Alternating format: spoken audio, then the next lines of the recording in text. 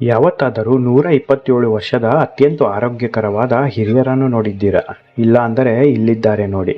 ಇವರೇ ಭಾರತ ದೇಶ ಮತ್ತು ಇಡೀ ಪ್ರಪಂಚಕ್ಕೆ ಹಿರಿಯ ಜೀವಿ. ಇವರನ್ನು ಸೂಪರ್ ಸೀನಿಯರ್ ಸಿಟಿಜನ್ ಅಂತ ಹೇಳುತ್ತಾರೆ. ಇವರು ಭಾರತ ದೇಶದ ಅತ್ಯಂತ ಪ್ರಸಿದ್ಧ ವ್ಯಕ್ತಿ ಕೂಡ. ಕೆಲವರಿಗೆ ಇವರ ಬಗ್ಗೆ ಈಗಾಗಲೇ ಗೊತ್ತಿರುತ್ತೆ, ಇನ್ನು ಕೆಲವರಿಗೆ ಈ ವಿಡಿಯೋ ನೋಡಿದ ಮೇಲೆ ಇವರ ಬಗ್ಗೆ ಸಂಪೂರ್ಣ ಮಾಹಿತಿ ಸಿಗುತ್ತೆ. 127 ವರ್ಷದ ಹಿರಿಯರು ಎಷ್ಟು ಲವಲವಿಕೆ ಮತ್ತು ಆಕ್ಟಿವ್ ಆಗಿದ್ದಾರೆ ಎಂದು ಖಂಡಿತ ನೋಡಿದರೆ ಎಂಥವರಿಗಾದರೂ ಮನಸ್ಸಿಗೆ ಸಂತೋಷ ಆಗುತ್ತೆ, ಒಂದು ಇನ್ಸ್ಪಿರೇಷನ್ ಆಗಿ ಹೊರಹೊಮ್ಮುತ್ತೆ. ಇವರು ಇರೋದು ಭಾರತ ದೇಶದ ಪುಣ್ಯಕ್ಷೇತ್ರವಾದ ವಾರಣಾಸಿಯಲ್ಲಿ. ಸ್ನೇಹಿತರೆ, ಇವರ ಹೆಸರು ಸ್ವಾಮಿ ಶಿವಾನಂದ. ಯೋಗ ಮಾಡೋದ್ರಲ್ಲಿ ಮಾಸ್ಟರ್. ಪ್ರತಿದಿನ ಸಾವಿರಾರು ಯುವಕರು ಮತ್ತು ಹಿರಿಯರಿಗೆ ಯೋಗ, ಧ್ಯಾನ ಮತ್ತು ಆಹಾರದ ಕಾಳಜಿ ಬಗ್ಗೆ ಪಾಠ ಮಾಡುತ್ತಾರೆ. ಮತ್ತೊಂದು ಅದ್ಭುತ ಮತ್ತು ಸಂತೋಷದ ವಿಚಾರ ಏನಪ್ಪಾ ಅಂದರೆ, ಸ್ವಾಮಿ ಶಿವಾನಂದ ಅವರಿಗೆ ಇತ್ತೀಚೆಗಷ್ಟೇ ಪದ್ಮಶ್ರೀ ಪ್ರಶಸ್ತಿ ಕೂಡ ದೊರೆಯುತ್ತೆ. ಭಾರತ ದೇಶದ ಎಲ್ಲಾ ಸ್ವತಂತ್ರ ಹೋರಾಟಗಾರರನ್ನು ನೋಡಿರುವ ಏಕೈಕ ವ್ಯಕ್ತಿ ಈ ಸ್ವಾಮಿ ಶಿವಾನಂದ ಅವರು. ಈ ಚಿತ್ರವನ್ನು ನೋಡಿದರೆ ನಿಮಗೆ ಗೊತ್ತಾಗುತ್ತೆ. ಪದ್ಮಶ್ರೀ ಪ್ರಶಸ್ತಿ ಕೊಡುವ ಸಂದರ್ಭದಲ್ಲಿ ಸ್ವಾಮಿ ಶಿವಾನಂದ ಅವರು ಭಾರತ ದೇಶದ ಪ್ರಧಾನಮಂತ್ರಿಯಾದ ನರೇಂದ್ರ ಮೋದಿ ಅವರಿಗೆ ತಲೆ ನೆಲಕ್ಕೆ ಊರಿ ನಮಸ್ಕಾರ ಮಾಡುತ್ತಾರೆ. ತಕ್ಷಣ ಮೋದಿ ಅವರು ಕೂಡ ಎದ್ದು ನಿಂತು ತಲೆಬಾಗಿ ನಮಸ್ಕಾರ ಮಾಡುತ್ತಾರೆ. ಈ ದೃಶ್ಯ ಭಾರತ ದೇಶಾದ್ಯಂತ ಮನೆಮಾತಾಗಿತ್ತು.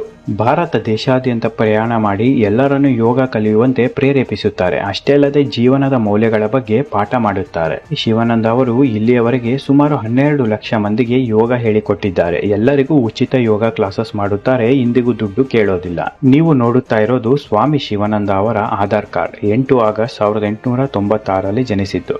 ಅಂದರೆ ಇವತ್ತಿಗೆ 127 ವರ್ಷದ ಹುಟ್ಟಿದ ಹಬ್ಬ. World wide book of Guinness record ಪ್ರಕಾರ ಸ್ವಾಮಿ ಶಿವಾನಂದ ಅವರೇ ಪ್ರಪಂಚದ oldest man in the world. ಇವರ ಮುಂದೆ ಇಂಗ್ಲಿಷ್ ಮಾತನಾಡಬೇಕು ಅಂದರೆ ಮತ್ತೊಂದು ಜನ್ಮ ಎತ್ತಿ ಬಂದರೂ ಸಾಧ್ಯವಿಲ್ಲ. ಅಷ್ಟೊಂದು ಫ್ಲೂಯೆಂಟ್ ಇಂಗ್ಲಿಷ್ ಮಾತನಾಡುತ್ತಾರೆ. ಬರೀ ಇಂಗ್ಲಿಷ್ ಅಲ್ಲ, ಕನ್ನಡ, ತೆಲುಗು, ತಮಿಳ್, ಹಿಂದಿ ಎಲ್ಲ ಭಾಷೆಯನ್ನು ಸ್ವಚ್ಛವಾಗಿ ಮಾತನಾಡುತ್ತಾರೆ, ಬರೆಯುತ್ತಾರೆ. ಇಲ್ಲಿಯ ತನಕ ಸ್ವಾಮಿ ಶಿವಾನಂದ ಅವರು ಬರೋಬ್ಬರಿ 13,000 ಪುಸ್ತಕಗಳನ್ನು ಓದಿದ್ದಾರೆ. ಸಾವಿರಾರು ಪುಸ್ತಕಗಳನ್ನು ತಮ್ಮ ಕೈಯಾರೆ ಬರೆದು ಪಬ್ಲಿಷ್ ಮಾಡಿದ್ದಾರೆ. ಅಷ್ಟೇ ಅಲ್ಲದೆ ಸ್ವಾಮಿ ಶಿವಾನಂದ ಅವರ ಜೀವನ ಆಧಾರಿತ ಚಲನಚಿತ್ರ ಕೂಡ ಬೆಳ್ಳಿ ತೆರೆಗೆ ಬರಲು ಸಜ್ಜಾಗಿದೆ. 127 ವರ್ಷ ಹೇಗೆ ಬದುಕಿದ್ದಾರೆ? ಶಿವಾನಂದ ಅವರ ಜೀವನದ ಗುಟ್ಟು ಏನು ಎಂದು ಯೋಚನೆ ಮಾಡುತ್ತಿದ್ದೀರಾ? ಸ್ವತಃ ಅವರೇ ಹೇಳುತ್ತಾರೆ, ಕೇಳಿ. No money, no donation, no disease, no desire, no fruit, no milk, no money, no day sleeping. No money, no donation, no desire, no disease, no oil, no salt, no milk, no fruit, no day sleeping. ಇದು ಸ್ವಾಮಿ ಶಿವಾನಂದ ಅವರ ಜೀವನದ ಗುಟ್ಟು. 127 ವರ್ಷ ಆದರೂ hospital ಮುಖ ನೋಡಿಲ್ಲ. ಒಂದು ಸಲ ಕೂಡ ಆರೋಗ್ಯ ಸಮಸ್ಯೆ ಎದುರಾಗಿಲ್ಲ. ಜೀವನದಲ್ಲಿ ಯಾರು ಕಾಣದ ಕಷ್ಟಗಳು ನಾನು ಕಂಡಿದ್ದೇನೆ, ಆದರೆ ಎಲ್ಲವನ್ನು ಧೈರ್ಯದಿಂದ, ಸಂತೋಷದಿಂದ ಎದುರಿಸಿದ್ದೇನೆ ಎಂದು ಹೇಳುತ್ತಾರೆ. 1896ರಲ್ಲಿ ಬೆಂಗಾಲ್ ರಾಜ್ಯದಲ್ಲಿ ಸ್ವಾಮಿ ಶಿವಾನಂದ ಅವರು ಜನಿಸುತ್ತಾರೆ. ಕಡು ಬಡತನ, ತಿನ್ನೋದಕ್ಕೆ ಒಂದು ತುತ್ತು ಅನ್ನ ಇಲ್ಲ. ಬ್ರಿಟಿಷರ ಮನೆಗೆ ಎಲ್ಲರೂ ಕೆಲಸ ಮಾಡಿ ಜೀವನ ಸಾಗಿಸುತ್ತಾ ಇರುತ್ತಾರೆ. ಸ್ವಾಮಿ ಶಿವಾನಂದ ಅವರು 6 ವರ್ಷ ಇರಬೇಕಾದರೆ ಬ್ರಿಟಿಷರು ತನ್ನ ತಂದೆ, ತಾಯಿ, ತಂಗಿಯನ್ನು ಹತ್ಯೆ ಮಾಡುತ್ತಾರೆ. ನಾನು ಇಲ್ಲೇ ಇದ್ದರೆ ನನ್ನನ್ನು ಕೊಂದು ಬಿಡುತ್ತಾರೆ ಎಂದು ಯೋಚನೆ ಮಾಡಿ ಬೆಂಗಾಲ್ ರಾಜ್ಯದಿಂದ 600 ಕಿಲೋಮೀಟರ್ ನಡೆದುಕೊಂಡು ಹೋಗಿ ವಾರಣಾಸಿಗೆ ಬರುತ್ತಾರೆ. ಸಾಕಷ್ಟು ವರ್ಷಗಳ ಕಾಲ ವಾರಣಾಸಿಯಲ್ಲಿ ಭಿಕ್ಷೆ ಬೇಡಿಕೊಂಡು ಜೀವನ ಮಾಡಿದ್ದಾರೆ. ನಂತರ ಯಾವುದೋ ಗುರುಗಳ ಪರಿಚಯ ಆಗಿ ಯೋಗಾಭ್ಯಾಸ ಶುರು ಮಾಡುತ್ತಾರೆ. ಸ್ವಾಮಿ ಶಿವಾನಂದ ಅವರು ಯೋಗವನ್ನು ತಮ್ಮ ಜೀವನದ ಭಾಗವಾಗಿ ತೆಗೆದುಕೊಳ್ಳುತ್ತಾರೆ. 18 ವರ್ಷ ಇರುವಾಗಲೇ ಪ್ರಪಂಚದ ಎಲ್ಲರಿಗೂ ಯೋಗ ಕಲಿಸಬೇಕು ಎಂದು ನಿರ್ಧಾರ ಮಾಡಿ ಪ್ರಪಂಚಾದ್ಯಂತ ತಮ್ಮ ಪ್ರಯಾಣ ಆರಂಭ ಮಾಡುತ್ತಾರೆ. ಸ್ವಾಮಿ ಶಿವಾನಂದ ಅವರು ಬರೋಬ್ಬರಿ 75 ದೇಶಗಳನ್ನು ಸುತ್ತಿ ಯೋಗ ಕಲಿಸಿ ಬಂದಿದ್ದಾರೆ. ಯಾವ ದೇಶಗಳಲ್ಲಿ ಏನೆಲ್ಲ ಇದೆ, ಸಂಸ್ಕೃತಿ, ಪದ್ಧತಿ, ಆಹಾರದ ಬಗ್ಗೆ ಸಾಕಷ್ಟು ಮಾಹಿತಿ ಇವರಿಗೆ ತಿಳಿದಿದೆ. ಸ್ವಾಮಿ ಶಿವಾನಂದ ಅವರು ಮನುಷ್ಯ ಜೀವನದಲ್ಲಿ ಹೇಗೆ ಬದುಕಬೇಕು ಎಂಬುದರ ಬಗ್ಗೆ PhD ಮಾಡಿದ್ದಾರೆ ಅಂತ ಹೇಳಿದರೂ ತಪ್ಪಾಗೋದಿಲ್ಲ. ಸ್ವಾಮಿ ಶಿವಾನಂದ ಅವರು ದುಡ್ಡನ್ನು ನೋಡಿದ್ದಾರೆ, ಆದರೆ ಎಂದಿಗೂ ದುಡ್ಡನ್ನು ಮುಟ್ಟಿಲ್ಲ. ಈ ರೀತಿಯ ವ್ಯಕ್ತಿ ಹುಡುಕಿದರೂ ಭೂಮಂಡಲದಲ್ಲೇ ಎಲ್ಲೂ ಸಿಗಲು ಸಾಧ್ಯವಿಲ್ಲ.